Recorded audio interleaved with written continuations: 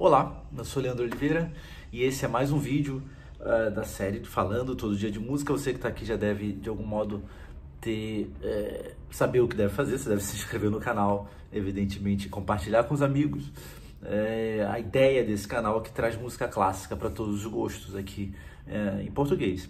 Eu vou hoje falar eu vou seguir a nossa série de mulheres na música, hoje com 5 compositoras do século XIX, o que é algo eventualmente assombroso. A gente tem uma historiografia muito consolidada sobre o universo criativo da música clássica e todo mundo sabe o quanto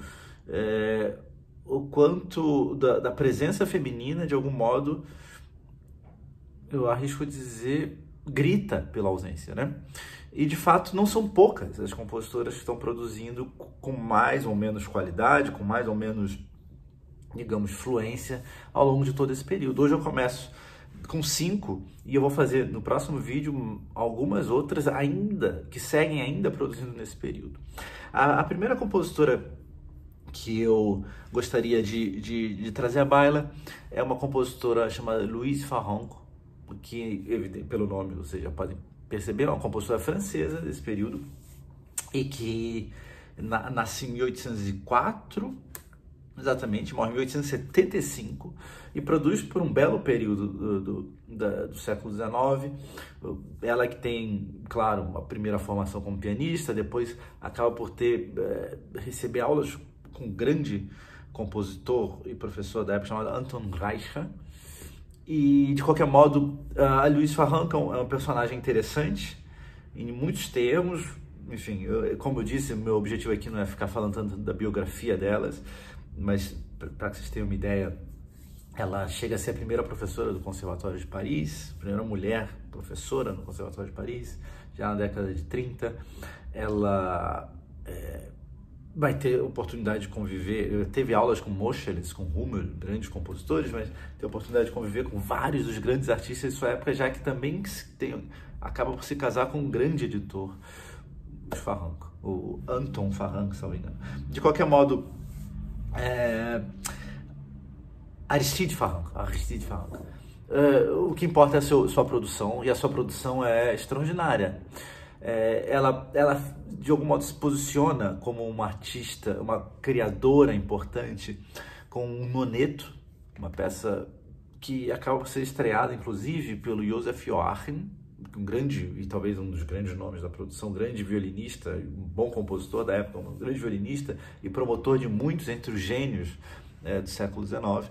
Mas eu, pessoalmente, arrisco apostar numa observação, numa audição mais profunda das suas sinfonias. Ela tem 3 sinfonias, a terceira é um colosso, belíssima, mas ela tem, nas outras 2 também, obras de muito bom nível.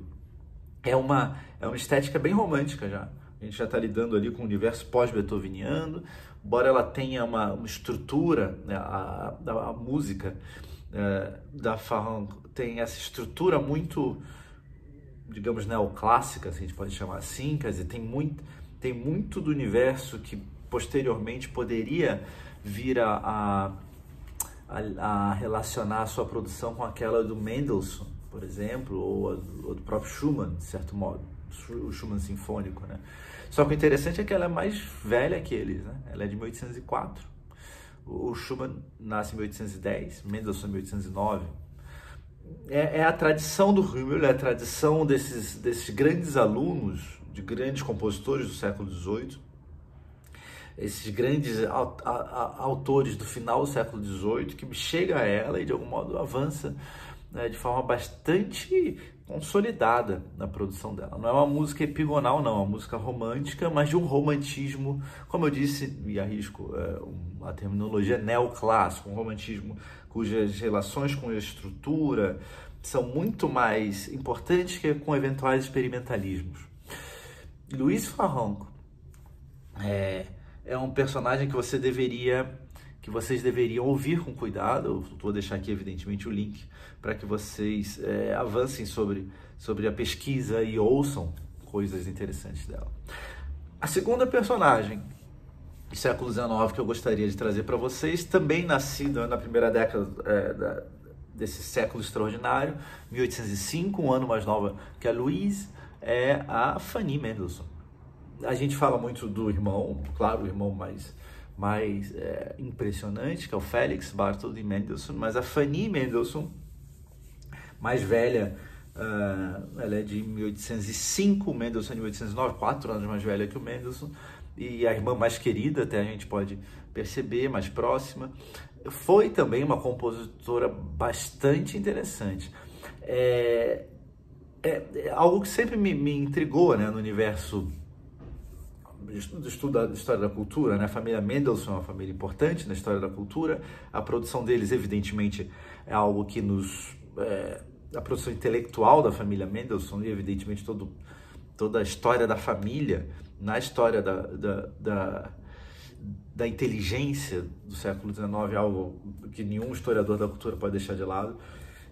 Mas é interessante que os pais de Mendelssohn, o Abraham e a Lea, deram, isso é material de almanaque, de qualquer manual básico de história da música, desses que a gente compra na banca de jornal. Os pais do Mendelssohn deram a oportunidade aos seus 4 filhos de uma belíssima e imponente formação humanística. Eles estudaram música, mas também estudaram pintura, estudaram grego, estudaram latim. Eles tiveram família abastada, que deu a seus filhos toda uma consolidada formação cultural. E, evidentemente, o Felix Mendelssohn é o mais Felix Mendelssohn Barthold, né? Ele é o mais célebre, né, dos personagens, claro, um dos atores ali mais aguerridos na batalha dessa música do século XIX, da ideia, inclusive, de uma tradição clássica no universo romântico, o reintrodutor de Bach e tudo mais. Mas, evidentemente, a educação não foi para o Félix, foi para os 4 filhos, a Rebecca, o Paul, evidentemente, a Fanny. Desses, a Fanny é que mais explicitamente encarna a vocação artística, produzindo um catálogo bastante intrigante de música, uma grande parte dele eventualmente a ser ainda sendo muito discutida, a ser eventualmente descoberta. Ao que parece, ela teria, no início de sua carreira, por questões que me escapam, alguns argumentam talvez questões de misoginia ou de, sei lá, ou de posição, ou de convenção social, ela teria deixado que o próprio Félix assinasse como compositor de algumas de suas obras. É uma questão realmente controversa, de difícil explicação a essa altura, mas o fato é que muitas de suas obras seguem por ser ainda entendidas e catalogadas. Mas é interessante que aquelas que já comprovamos serem da Fanny mostram não só um artesanato muito culto da tradição, da escrita musical e uma expressão muito explicitamente inteligente, como também um catálogo que, em muitos termos, deveria, a meu ver, estar pareado com alguns dos grandes compositores do período. Ela não deve nada a alguns dos grandes compositores do período, e eu fiz. E que período é esse? Não estou falando da primeira metade do século XIX, né? Mas eu deixo aqui um oratório que ela publicou, se não me engano, em 1831, é uma discussão ainda sobre a natureza e a origem, e as datas e tudo mais do oratório. O oratório que ela fez por conta, na verdade, em memória às vítimas da peste de 31, de um surto de cólera que assolou uma parte de uma região do que hoje é a Alemanha ali. E ela faz esse oratório belíssimo, 30 minutos de música, e que vocês vão conferir, são estupendos. E olha que interessante, ela, o paralelo, né? Ela em 31 está fazendo uma obra sobre o fim de um surto sanitário, de um problema sanitário, de um dilema, de uma crise sanitária, né? Fazendo um belíssimo oratório em memória daqueles que perderam a vida. Fanny Mendelssohn tem outras peças no seu catálogo, mais ou menos controversas com relação à data de composição e até, na verdade, a autoria mesmo. Mas eu aponto esse oratório como ponto talvez, de contato. É uma peça, como eu disse, séria, grandiosa, 30 minutos, que deveria, sim, ser conhecida por muitos de nós. Ela é a segunda compositora do dia de hoje, e a terceira figura talvez seja mais, eu acho, a mais sui generis, Emily Maia, uma compositora que nasce em 1812, já faz parte, portanto, da tradição da primeira geração, que nós chamamos de primeira geração romântica, né? Mendelssohn, Schumann, Chopin, Liszt. A Maia nasce em 1812, uma compositora alemã, e é interessante, muito interessante, talvez dessas personagens seja a única que não tenha uma relação familiar direta com o universo artístico. Ela, de fato, acaba por ser filho, enfim, o pai é farmacêutico, filho de comerciante, mas que mostra que tem, aliás, uma vida trágica. O pai morre quando ela era muito jovem, a mãe morre ainda antes, mas ela mostra uma aptidão muito impressionante. Ela se transfere para o que hoje seria uma região da Polônia, compôs concertos para piano, compôs 8 sinfonias, tem 7 quartetos de cordas, tem um catálogo realmente assombroso pelo tamanho. Há de se discutir a qualidade disso. Em muitos termos, eu falei e reitero, a compositora da primeira geração, de 1812, primeira geração romântica, mas é a figura que produz muito ainda, sobretudo suas primeiras obras, sobre o espírito do classicismo, o espírito do século XVIII. E é anacrônico nesse sentido, bem objetivo. A gente vê as primeiras sinfonias, justo um concerto para piano, é muito mozartiano, se eu posso dizer assim, tanto na estrutura como na escrita pianística. A gente vê mozartiano, não, mas é muito classicista, né? A gente percebe esse encantamento com o espírito clássico, só que a gente já está lidando com uma compositora que sequer tem uma formação muito precoce. Ela vai se aproximar do universo do estudo de música já aos 20 anos, portanto já na década de 30 do século XIX. E a gente vai ver essa compositora lidando com as formas pretéritas, nesse caso, ainda com uma grande reverência, e que vai demorar um pouco até amadurecer uma linguagem que seria romântica. Eu nem digo uma linguagem dela, porque claramente as primeiras peças também são dela, nesse sentido, mas uma linguagem que estivesse ali, de algum modo, atualizada a seu tempo. Mas não é uma produção pequena, é uma produção como eu disse, 8 sinfonias, 7 quartetos de cordas e várias peças. E lá no meio tem, sim, coisas interessantes. E eu aponto para uma peça já produzida perto do fim da vida, peça de 1880, uma abertura sobre o Fausto, de cerca de 12 minutos. Seríssima, uma peça seríssima mesmo. Assim, em 1880, se a gente pensar que na Alemanha, da Emily Maia, o Brahms está produzindo coisas importantes ali, o próprio Wagner ainda está produzindo coisas interessantes. Essa sua abertura a Fausto é uma peça imponente e que deveria, sim, participar dessa grande conversação, nos seus termos, né? Boa qualidade, altíssima qualidade de escrita instrumental, de organização, até de uma estrutura, quer dizer, uma abertura com esse nome nos remete a duas possíveis referências. Ou ela estava produzindo uma espécie de poema sinfônico sobre a literatura, sobre o texto do Fausto, ou o mito do Fausto, talvez, ou talvez uma abertura para uma encenação da peça do Goethe. De qualquer modo, uma peça de densidade, que está realizando um diálogo cultural importante, um diálogo intertextual, né? Estimulante, e está aí, está disponível para análise e programações de concerto sinfônico, nos concertos sinfônicos, uma obra para grande orquestra e que tem pouquíssimas gravações. Eu deixei uma delas aqui para vocês investigarem e partirem para entender melhor essa figura interessantíssima, Emily Meyer. Vamos agora nos direcionando para as duas últimas compositoras. A quarta é talvez a mais conhecida delas, Clara Schumann, ou Clara Wieck. Clara Josephine Wieck era o seu nome de batismo, depois se torna Clara Josephine Schumann, quando ela se casa com o grande compositor Robert Schumann.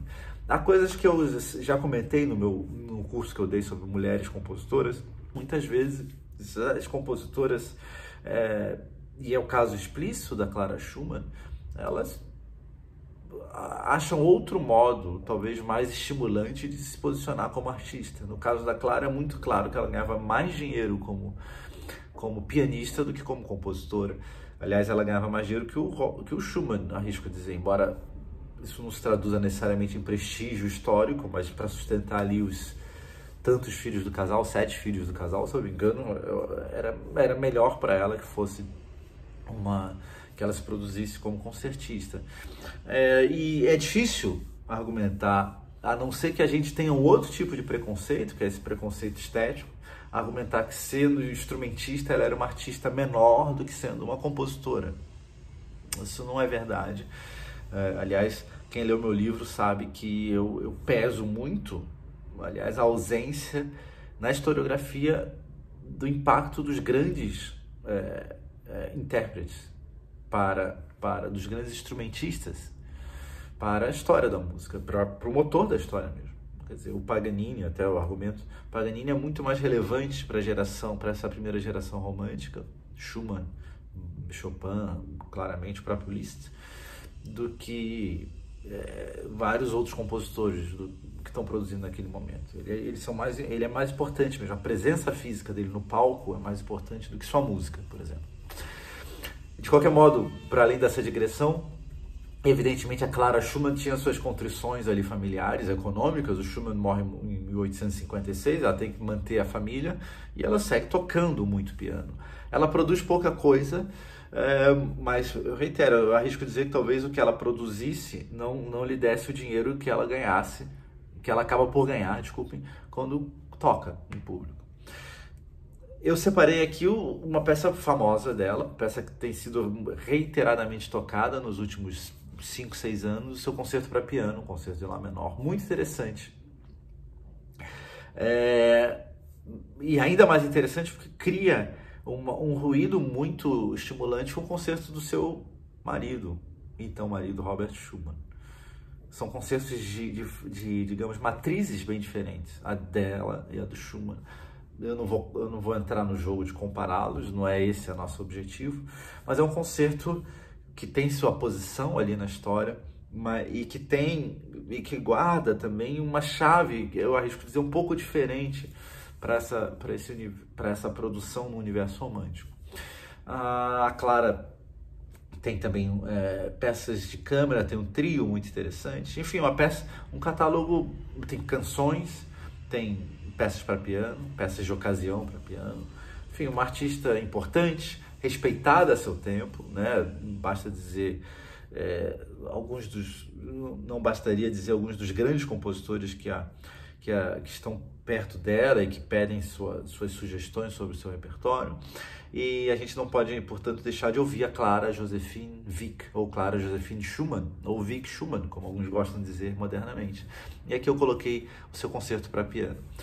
E encerro o nosso encontro com essa quinta compositora, chamada Alice Mary Smith. Alice Mary Smith, uma compositora inglesa, essa um pouquinho mais obscura na medida em que, embora nasça em 1839 e morre em 1884, acaba por estar naquele momento curioso do universo da produção britânica, até, onde aparentemente na historiografia, digamos, ortodoxa, não há uma participação ativa na grande conversação desses compositores dessa região, na grande conversação da história da música, né? O Elgar, vai ser efetivamente um dos primeiros personagens a restabelecer essa inserção do universo do Império Britânico ali, né, de modo geral, no mundo clássico, da música clássica. E, evidentemente, isso é uma falha historiográfica, não é uma falha dos compositores. Tá? Muita produção se dá ali, na Inglaterra, por exemplo, aquele período. E entre elas, a produção interessantíssima da Alice Smith, que tem uma produção coral bem vultuosa à época, tem uma produção religiosa coral. Ela é uma das primeiras pessoas a produzir para a Igreja da Inglaterra e ter suas composições reconhecidas oficialmente. Ela tem 2 sinfonias e ela tem um catálogo de quartetos, de sonatas e peças camerísticas, sonata para clarinete, peças camerísticas que são de bom nível, boníssimo nível mesmo. Mais uma vez, assim talvez como Emily Meyer, eu não estou falando de uma compositora que vá talvez transformar a nossa discografia, a não ser que você eventualmente seu gosto encontre algo absolutamente especial. Eu não ouvi tudo da Mary Smith, da Alice Mary Smith, mas eu preciso dizer que o que eu vi, eu encontrei o nível suficiente para a citação nos nossos cadernos de história. A despeito de ser uma compositora, não sei se é uma música que faz a minha cabeça, mas eu não estou elencando no sentido, olha, puxa, aqui tem coisas tão novas, tão impressionantes, tão, sei lá. O que eu vi é música de bom gosto, música bem feita. Eu não vou ficar judiciando nenhuma dessas compositoras que eu disse, o meu entusiasmo é mais ou menos patente, mas eu acho que todas elas merecem sim um mergulho mais cuidadoso da nossa parte, ouvintes, e de algum modo pessoas estimuladas pela música clássica. Mergulho mais cuidadoso, pois como sempre pode haver nesses garimpos, há tesouros escondidos ali. Eu acho que eles não podem sair do nosso radar. Absolutamente não. É nossa tarefa seguir adiante. Esse é o segundo vídeo dessa série de Mulheres na Música. Eu espero que vocês levem adiante a discussão, possam comentar aqui nas caixas, trazer observações sobre aquilo que ouviram, vai ser sempre muito bem-vindo. E claro, eu espero revê-los aqui no próximo vídeo, onde eu falo ainda de algumas compositoras que nascem no século XIX. Vai ser muito legal e muito obrigado. Até a próxima.